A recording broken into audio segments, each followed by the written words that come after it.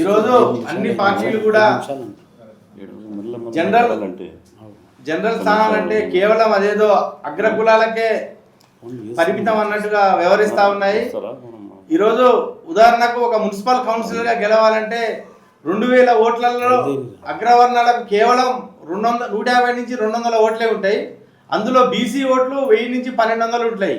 అయినా జనరల్ స్థానాల్లో 100-150 ఓట్లు ఉన్నోళ్ళే గెలుస్తుర్రు. అంటే ఏంది? బీసీలలో ఐక్యమత్యం లేక, బీసీలలో నాకేందులే కులాల మధ్యన ఉన్నటువంటి గొడవల వల్ల ఆ కులం ఈ కులం అని వేరు చేసుకోవడం వల్ల మనం వెనకబడిపోతూ ఉన్నాం.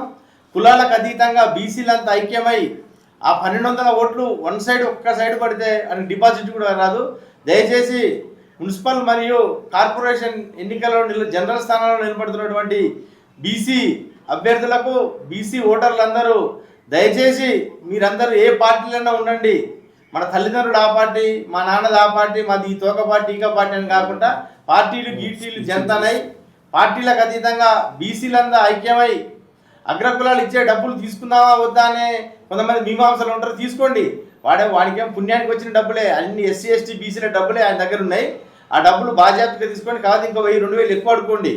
అవన్నీ పుణ్యానికి వచ్చిన సొమ్మే మొత్తం సంపాదించి పెట్టింది. ఖచ్చితంగా బీసీలను గెలిపించుకొని బీసీల ఆత్మగౌరవాన్ని చట్టాలే మేమెంతో మాకంతా అనే నినాదాన్ని ప్రజల్లోకి తీసుకొని పోయి మన ఓటు మనం వేసుకున్నప్పుడే బీసీలలో ఐక్యమత్యం వస్తుందని చెప్పేసి ఈరోజు మున్సిపల్ కార్పొరేషన్ ఎన్నికల్లో జరిగే ఓటర్లందరికీ విజ్ఞప్తి చేస్తూ ఉన్నాను.